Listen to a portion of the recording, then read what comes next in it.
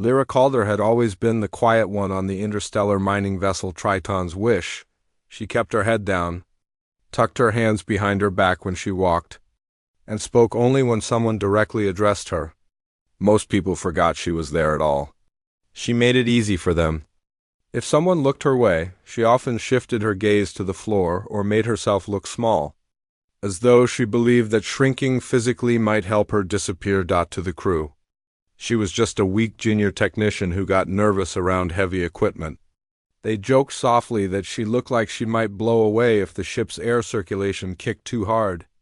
They never saw the faint calculation behind her eyes, the way she scanned every room the moment she entered, or how she always chose a seat where she could see the door. This morning felt like every other.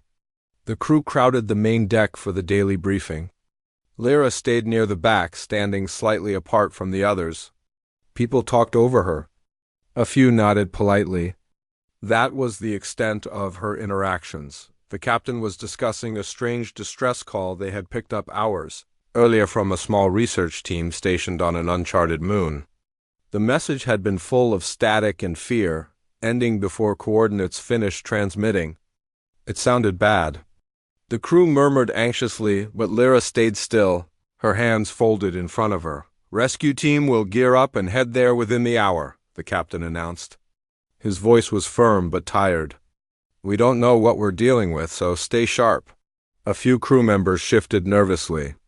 Lyra glanced at them from the corner of her eye, but she kept her expression neutral. If anyone had looked closely, they might have noticed the tiny twitch at the corner of her mouth. Just a flicker. Her attention returned to the captain when he looked directly at her. "Calder, you stay aboard. You're not field ready." The statement was simple. The tone was final. No one questioned it. Lyra only nodded. Not field ready was something she had made them believe for months. She never joined physical drills, always volunteered for maintenance tasks no one else wanted, avoided conflict, avoided attention.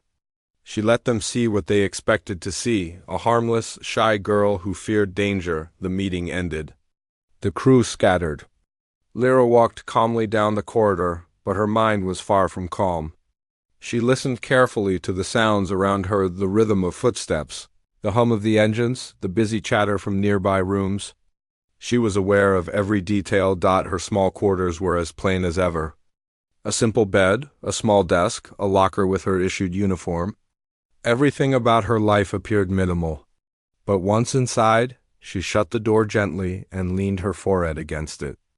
Closing her eyes, "Not field ready," she whispered softly, as if testing the words. A faint, almost amused breath left her lips.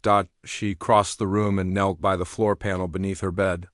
She slid her fingers along the metal surface until she found the hidden latch she had installed on her first week aboard the Triton's Wish. With a small click, the panel lifted. Inside was a compact metallic case covered in a layer of dust she had carefully placed there to make it look untouched. But the case itself was spotless. She lifted it with steady hands. Her calm expression slipped for a moment. Something sharper, colder flickered beneath. She set the case on her bed and opened it slowly. Inside lay gear no technician should own. Adaptive combat armor folded into compact pieces, a grav pulse blade with a handle designed for quick activation, and a sleek visor that could connect to tactical readouts. Her fingertips brushed the armor lightly. It was familiar. Too familiar, but she wasn't ready to put it on. Not yet. Instead, she took a slow breath, then closed the case again. She placed it beside her bed and walked to the small sink built into the wall. She splashed water on her face and stared at her reflection. The girl staring back looked fragile. Her cheeks were soft. Her posture lacked confidence. She looked like someone who might jump at a loud noise. It was a mask she had built carefully, and it had served her well. For months she had lived like this, blending into the background. The others trusted the image. They never questioned why someone so timid had reflexes that seemed a little too fast.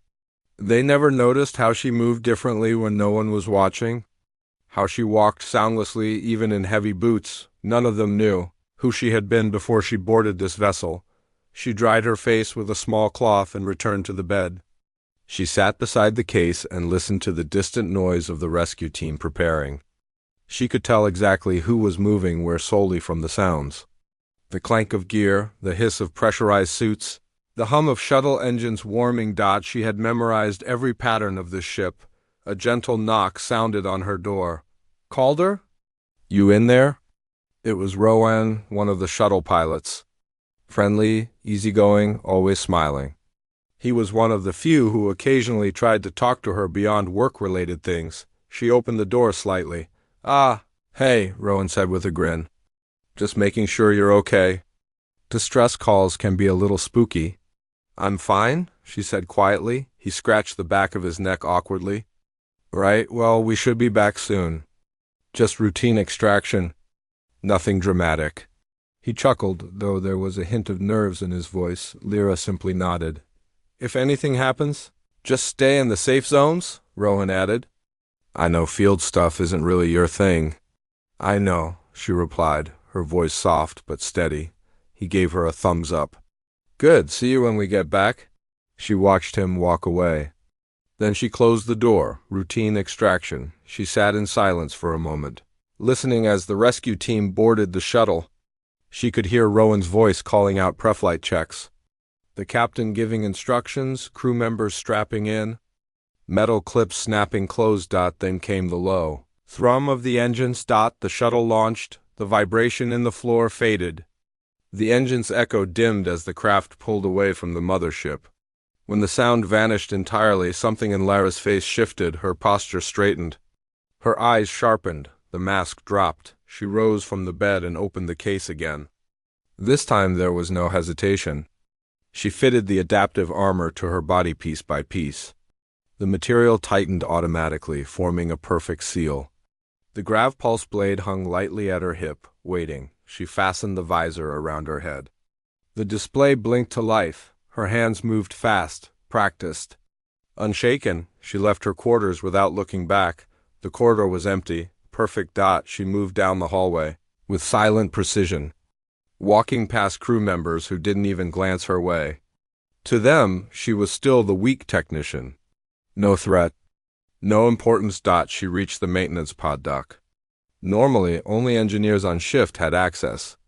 But Lyra had long ago bypassed the security systems, hiding her tracks behind complicated decoy logs. She placed her hand on the control panel. It recognized the false credentials she had embedded months earlier. The hatch hissed open. Inside the pod, everything was compact and functional. She slid into the pilot seat and activated the controls. The interior lights flickered briefly as the system synced with her visor. The pod hummed. Awaiting orders, she took a slow breath. Then she launched. The small craft shot from the docking bay, unnoticed by anyone who wasn't actively watching that specific sensor. And no one was. As the pod thrust into open space. Lyra's eyes fixed on the moon below. The same moon where the distress call had vanished. The same moon where Rohan and the others were headed. She was not field-ready. She was field-experienced. Alone in the pod. Lyra felt the quiet calm she hadn't felt in months. The calm of purpose. The calm of control. The weak girl everyone thought they knew was gone. Only the combat specialist remained, and she was going to the moon. The rescue shuttle descended through the thin atmosphere of the uncharted moon, its engines rumbling softly as it cut through a layer of pale mist. Inside, the crew prepared their gear, checking scanners and adjusting helmets. Rohan sat at the controls, eyes focused on the landing zone marked on the map. He tried to stay calm, but a strange chill crawled down his spine. The distress call had been short, choppy and filled with static. The moment it cut out, something inside him felt wrong. But he didn't tell the others. They were already nervous? Landing in 60 seconds? Rowan said, trying to keep his voice light. The captain nodded. Everyone stay alert. We don't know what happened to the research team, so expect anything. The team made small noises of agreement, though it was clear none of them liked the situation. The air felt heavy with tension. The shuttle touched down on the moon's surface with a soft thud. Dust rose around them, swirling like faint ghosts. Outside the windows, the landscape stretched out in long, jagged ridges and sharp black stones that reflected no light. It felt dead. Too dead. The door slid open and cold air rushed inside. Move out, the captain ordered. The crew stepped into the eerie silence, scanning their surroundings. The research outpost was only a short distance away. A cluster of metal domes, long antennas, and small power towers stood in a shallow valley ahead, but something looked off. One of the antennas was bent at an unnatural angle. Panels from the nearest dome were torn aside. Deep cuts scarred the metal like something sharp had sliced through it. What happened here? One engineer whispered. No one answered. They moved forward slowly, their boots crunching on the dry, dark soil. The air carried no sound, not even the faint hum of machines usually running in outposts. As the group approached the main dome, the captain raised a hand. Everyone froze. The door was open. Hanging crooked on its hinges. Inside was darkness. The crew switched on lights attached to their suits. Beams of white light cut through the shadows, revealing broken equipment scattered across the floor. Tools were strewn everywhere. Some walls were burned, others sliced open. It looked less like an accident and more like an attack. Biosigns? The captain asked. A technician checked the scanner. Nothing inside, but... Wait, he frowned. I'm picking up something underground. Faint readings. Maybe survivors? Rowan felt a rush of hope. We should check it out. Before the captain could respond, a sudden metallic screech echoed outside. Everyone jumped. What was that? Someone whispered. The captain raised his weapon. Stay together. Back outside. They moved cautiously toward the door, their lights shaking slightly from their tense hands. As they stepped outside, they saw movement near the ridge, shapes, sharp, thin and metallic. At first, Rowan thought they were strange rocks shifting in the wind. But they weren't rocks. They were alive. One of the shapes unfolded long limbs snapping into place, glowing lines running across its body like cracks filled with light. Its head was a triangular frame with a single bright point in the center. Then another shape rose. And another. Dozens. The captain's eyes widened. Formed defensive positions, now. But the metallic creatures moved before anyone could react. They leaped forward with impossible speed. The first one struck a crew member, knocking him flat before he could scream. The second creature slashed through a scanner pack, sending sparks flying. Rowan stumbled back, firing his pulse gun blindly. The shot hit one of the creature's limbs, breaking off a piece, but the creature kept moving. Fall back! The captain shouted. The crew ran toward the shuttle, but the path was already blocked. Creatures crawled over the rocks like insects, surrounding them. Rowan's heart hammered. He fired again, this time hitting one in the glowing point on its head. The creature froze, lights flickering, then collapsed. Target the lights! He yelled, but the creatures learned quickly. They shifted positions, hiding the lights behind armor-like plates. A blast hit the ground near Rowan, throwing him off balance. He landed hard, rolling through dust. When he looked up, one of the creatures towered above him. Claws raised, he braced for the strike, but it never came. A strange surge of energy rippled through the air, and the creature convulsed. Its glowing cracks dimmed. Then it collapsed to the side, falling heavily next to him. Rowan blinked in confusion. What? Another energy ripple washed across the clearing. More creatures faltered. A few collapsed completely. The captain shouted, "Someone's interfering with them." But who? Rohan barely had time to think before a second wave of mechanical shapes emerged from the far ridge taller. Stronger versions of the ones they were fighting. These had reinforced limbs and larger glowing cores. The captain's face paled. Retreat inside the dome. Move!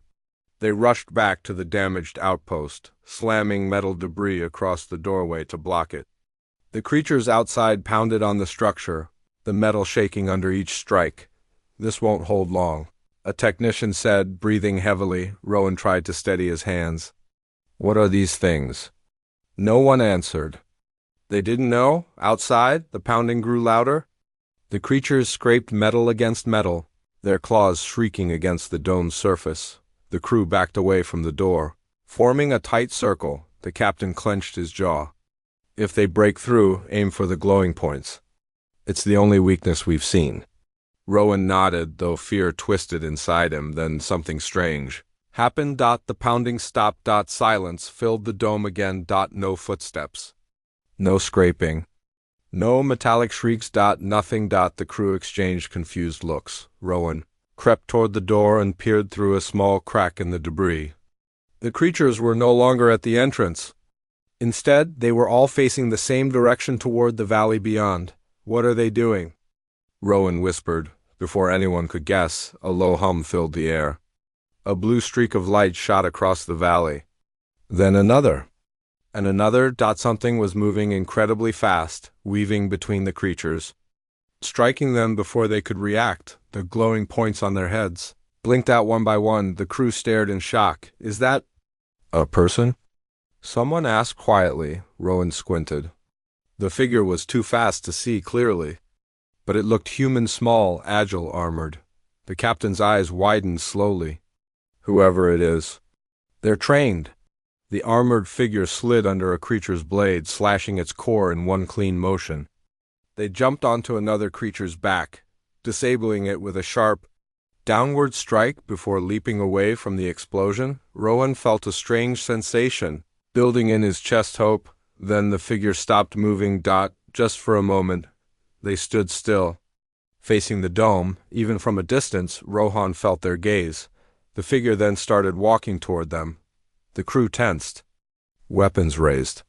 The captain stepped in front. The armored figure approached slowly, calm and steady. The visor covered their face, hiding their identity. Rowan held his breath. When the figure reached the broken doorway, they didn't speak. They simply tapped a small panel on their helmet. The visor folded up. And the crew froze. It was Lyra. Quiet, shy, weak. Lyra called her, but the person standing before them was nothing like the girl they knew. Her eyes were focused and sharp. Her posture was steady and confident. She looked like someone who had been fighting her whole life. Rowan's mouth opened slightly. "Lyra?" She nodded once. "You're not safe here." The captain stared at her in disbelief. Calder, "What are you wearing? How did you—" She didn't answer. Instead, she turned and scanned the valley with her visor. "More of them are coming," she said quietly. "A lot more. We need to move underground, now." The technician holding the scanner blinked. "You saw the readings too?" "I didn't need a scanner." Her voice was steady, almost calm. "I know how they move." Rowan looked around. The other crew members were equally stunned. Their shy technician was now acting like a commander. "If we stay here," Lyra continued, "they'll swarm us. Underground tunnels are our only chance." The captain hesitated only a moment. Then he nodded. "Everyone downstairs, move." As the crew rushed to the lower levels, Lyra stayed behind for a second. She watched the horizon, where more glowing shapes were gathering. Her expression didn't show fear, only focus. Then she followed the others into the darkness, sealing the door behind her. The crew didn't know what the creatures were. They didn't know how Lyra had found them, and they didn't know who she really was. But deep underground, surrounded by darkness and fear, one thing became clear. The quiet girl they had ignored was the only reason. They were still alive. The underground tunnel was narrow, cold, and dimly lit by small emergency lights fixed along the walls. The air smelled of dust and metal. The crew moved quietly, following the captain as he led them deeper into the hidden passages beneath the research outpost. Their steps echoed softly, their breaths loud in the silence. Lyra walked at the back of the group, her armor humming faintly with each step. She scanned every shadow, every corner, every part of the path ahead.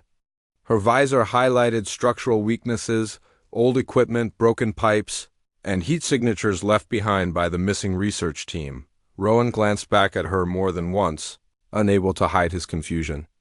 The Lyra he knew was quiet, nervous, almost afraid of speaking too loud. But this Lyra moved with purpose. Her steps were steady, her breathing calm, her eyes sharp. She looked like someone who belonged in dangerous places. After several minutes, the captain finally spoke. "This tunnel was not on your technician maps, Calder." "How did you know it was here?" Lyra didn't hesitate. "I saw the entrance when we first arrived. It was disguised, but not enough." The captain frowned. "You noticed it before any of us?" Yes, Rowan wasn't the only one staring now. The others whispered among themselves.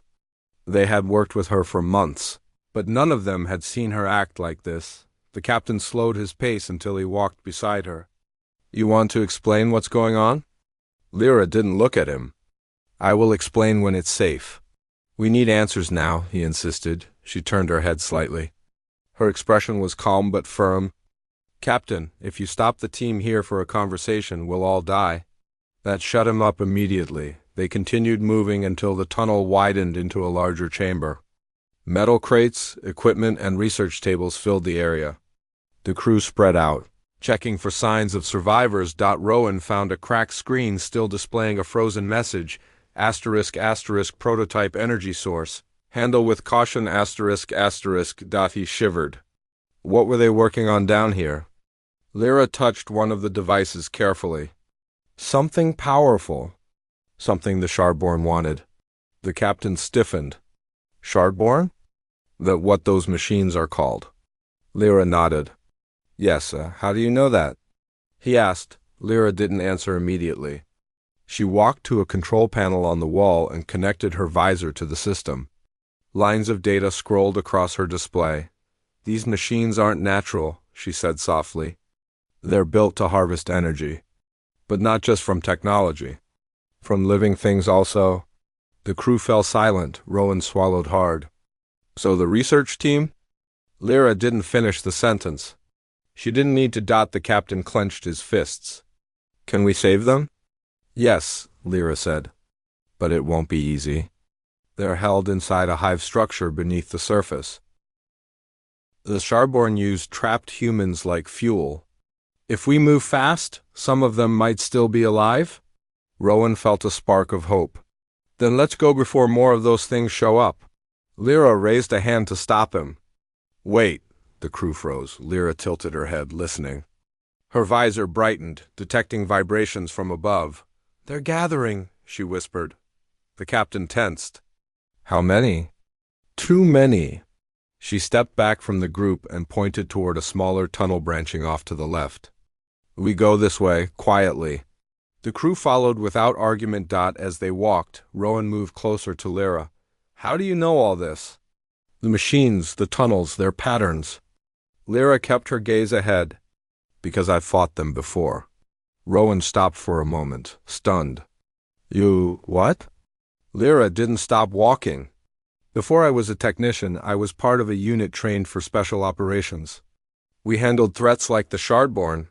Rowan struggled to process the information. But you never said anything. There was no reason to, she answered simply.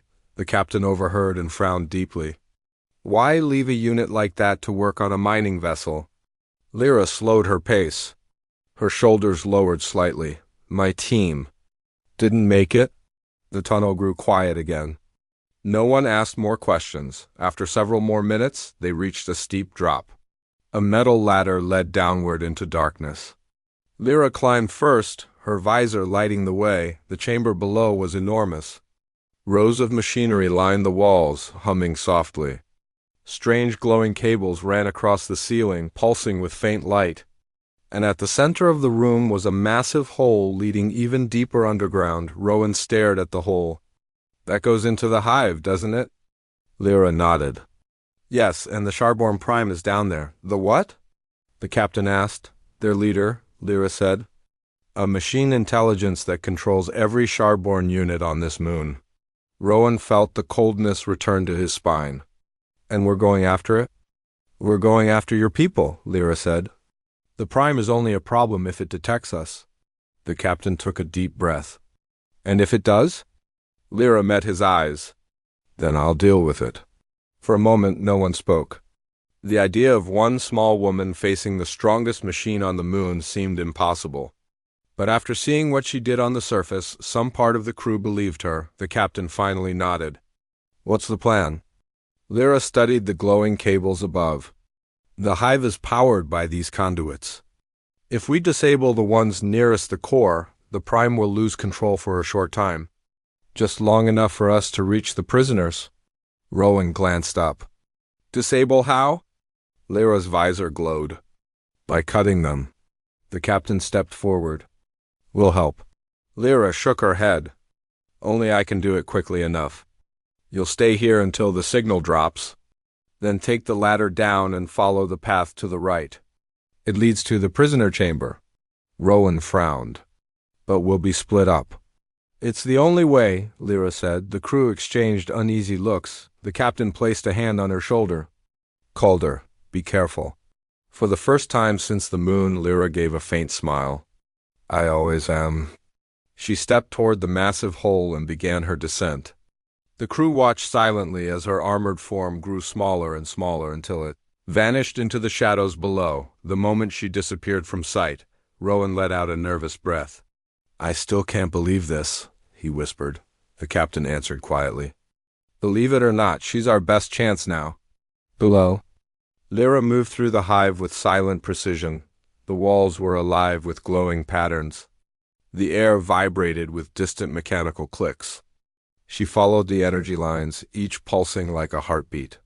The Shardborn were everywhere, crawling on walls, hanging from ceilings, emerging from vents. But they didn't notice her. Her armor shifted colors to match the surroundings, blending her into the hive. She moved like a shadow as she approached a massive chamber. She saw the core cables running across the ceiling like metal vines. They pulsed with bright blue light. She reached for her blade. A soft voice echoed in her mind memories of her old commander. Always strike fast. Never hesitate. Machines calculate, but humans feel. That is our advantage. Lyra exhaled. Then she jumped. She climbed the wall swiftly, cutting the first cable in a single strike. Sparks exploded, lighting the chamber. Shardborn turned, confused, before they reacted. She cut the second cable. The hive lights flickered. The Shardborn froze. Lyra cut the third. A loud pulse rippled through the underground tunnels. Above, Rohan felt the ground tremble. That's the signal, the captain shouted. Move, now! They rushed for the ladder. Below, Lyra landed on the floor just as dozens of Shardborn units rebooted. The Prime had sensed something. Deep mechanical roar echoed through the chambers. Lyra tightened. Her grip on her blade, she had only minutes. She sprinted toward the prisoner chamber, her armor flashing warnings. Sparks rained from the ceiling. The Shardborn Prime was waking. And Lyra knew this would be the hardest. A fight of her life, but she didn't slow down. The crew needed her, the research team needed her. She had lost one team before. She would not lose another. The tunnel shook with every heavy pulse coming from below. Dust drifted down from the ceiling as the crew hurried through the narrow passage, following the path Lyra had described. The captain moved first, Rowan close behind him, and the rest of the team followed in a tight group. Their hearts pounded, breaths short and fast. The deeper they went, the louder the mechanical roars became. It felt as though the moon itself was waking up. Rohan kept glancing back over his shoulder, hoping to see Lyra behind them. But she was somewhere in the hive, facing dangers none of them could even imagine. Do you think she's okay? Rowan whispered. The captain didn't slow. If anyone can handle whatever is down here, it's her. A technician muttered nervously. It's still crazy that she hid all that from us. She had her reasons, the captain replied. He sounded stern, but his eyes showed worry. The tunnel finally opened into a large chamber. The air inside hummed with low vibrations and blue light pulsed along the walls. Strange pods lined the edges of the room, organic and metallic, shaped like capsules, each glowing faintly. Rohan felt his stomach twist. Are these? The captain approached one carefully. Inside, through the translucent outer layer, he saw a human face, eyes closed, body still, trapped in a web of glowing wires. It's one of the researchers, he whispered. Rowan stepped beside him. They're alive? Yes, Lyra's voice suddenly answered. Everyone spun around. There she was, stepping through the far tunnel entrance, armor scratched and dimmed in some areas. Faint sparks flickered from one of her shoulder plates. Sweat ran down her forehead, and her breathing was heavier than before, but she was standing, and she was focused. Rowan rushed forward. Lyra, you made it. She nodded once. The Prime is awake. We don't have much time. The captain stepped closer. Did you cut the cables? Yes, she said. But it wasn't enough. The Prime is stronger than we expected. It's already rerouting power. The hive will be fully active again soon. Rowan's face paled. So what do we do? Lyra walked to the nearest pod. We free the survivors fast. The crew spread out, each person standing in front of a glowing pod. Lyra pulled a tool from her armor and sliced through the wires carefully. The pod's outer layer peeled back, releasing soft steam. The researcher inside coughed weakly and opened their eyes, one by one. The crew repeated the steps, freeing each trapped human. Several survivors were unconscious. Others were barely awake. They all looked drained, pale, and terrified. Rowan and the captain worked together to support those too weak to stand. How many did they capture? Rowan asked softly. Lyra didn't look up. 23, and how many can we save? Lyra paused before answering. All of them. If we move now... The chamber suddenly trembled violently. The blue light rippled across the walls, then dimmed. A new sound echoed through the tunnels, a deep, rising hum like an engine preparing to explode. Lyra stiffened. It's here. The captain looked around sharply. Everyone, form a defensive line. Get the survivors behind us. The crew pulled together quickly, though fear shook their hands. Rowan guided the weaker survivors to the back of the room. Lyra stepped toward the center, activating her grav-pulse blade. Blue light shimmered along its edge. Rowan stared at her. You're going to fight it alone? There's no choice, she said before anyone could argue. The floor beneath them cracked. A massive shadow rose from the hole, unfolding like a giant metallic creature coming out of the ground. Its body was made of shifting plates, glowing cracks, and long limbs ending in razor-sharp claws. Its core was a bright, burning sphere, pulsing like a heart. The Shardborn Prime It towered over them, twice as tall as any of the smaller units. Its single core eye focused on Lyra. The room vibrated with the creature's presence. The captain whispered, "Oh no." Lyra stepped forward. Everyone stay behind me. The Prime moved first. A beam of blue energy shot toward her. She dodged sideways, rolling across the floor. The beam exploded against the wall, sending fragments flying. Rowan shielded a survivor from debris. Lyra! But she was already standing, blade raised. The Prime slammed a massive claw downward. Lyra leaped forward, sliding between its legs and striking its joint. Sparks flew. The Prime jerked back with a metallic roar. The crew watched in stunned silence as she fought. Lyra moved like lightning, every step precise. She ducked under a sweeping limb, spun around, and sliced deep into a glowing crack along the creature's side. The Prime howled, sending a shockwave across the room. The crew staggered, nearly falling. Lyra hit the ground hard. Her armor flickered, warning signals flashing across her visor. Rohan's heart climbed into his throat. She can't take hits like that. But Lyra stood again. The Prime lunged, and Lyra rolled behind a metal pillar. She activated a device on her belt. The pillar glowed, then exploded, sending shards into the Prime's face. It staggered, blinded for a second. Lyra charged.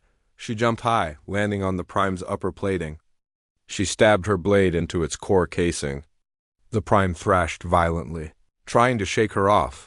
The crew gasped as she held on with only one hand.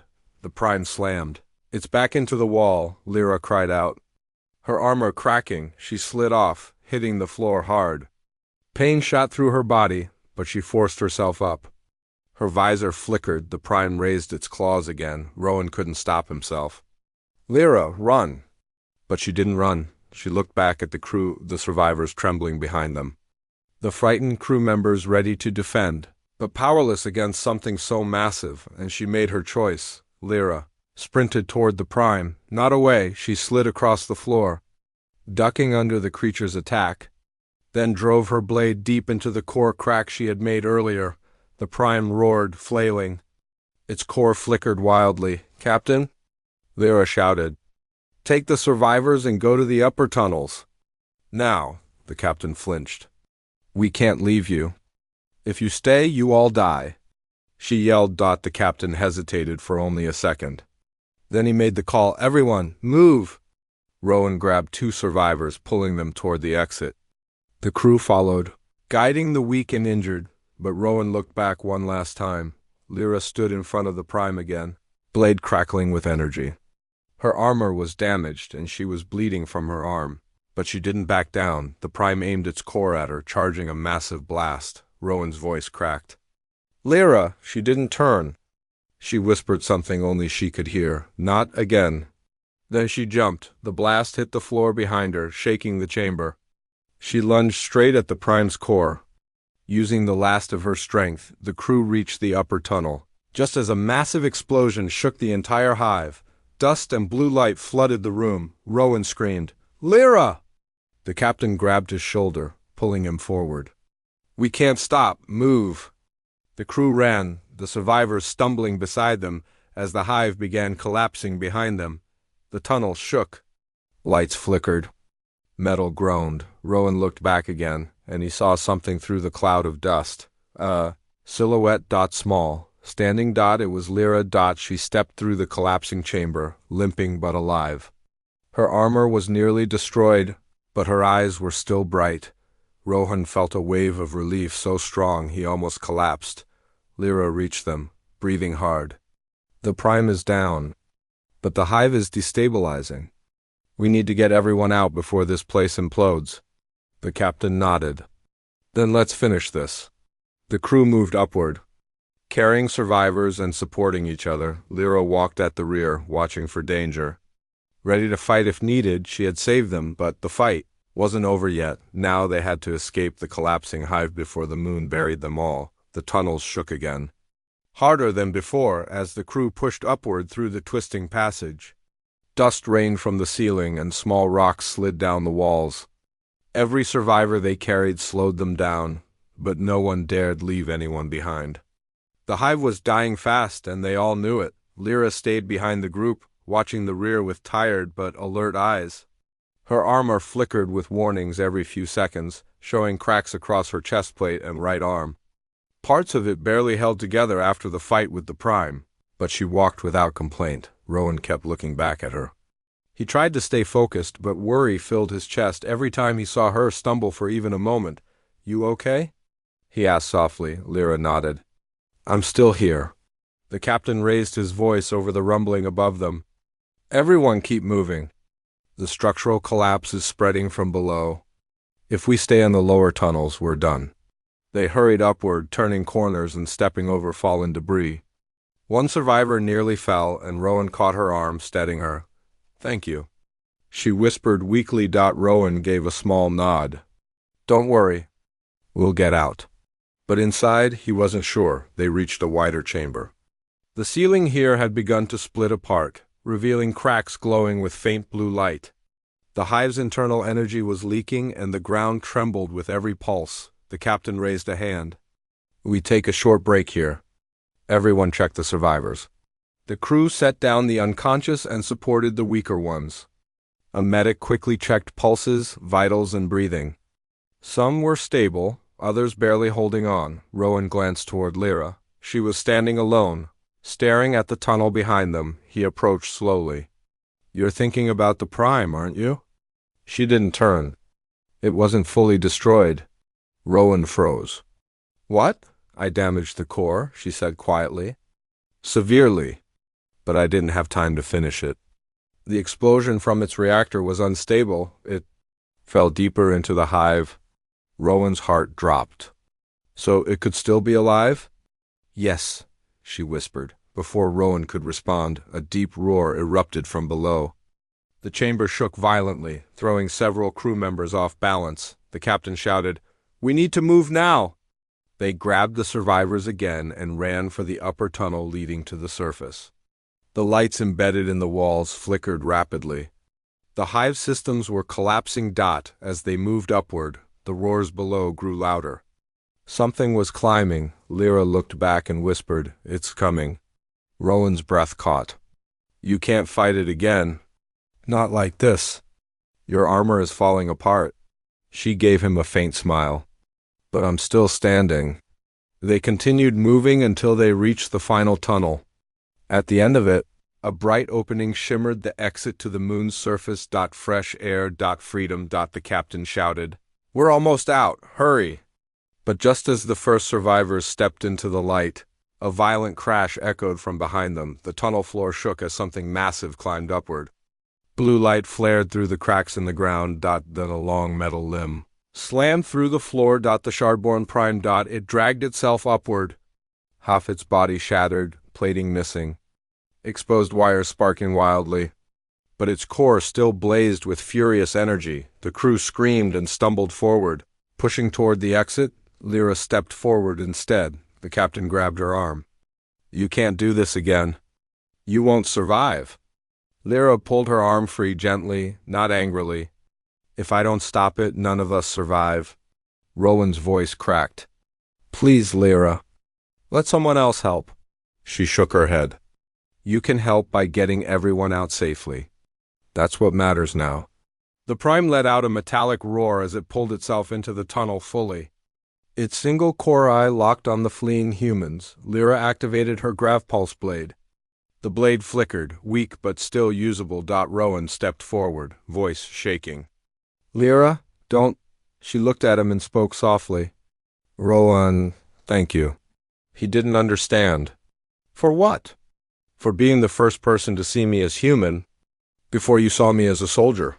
She turned before he could answer and ran toward the Prime. The tunnel exploded with blue light as the Prime lashed out with its claws.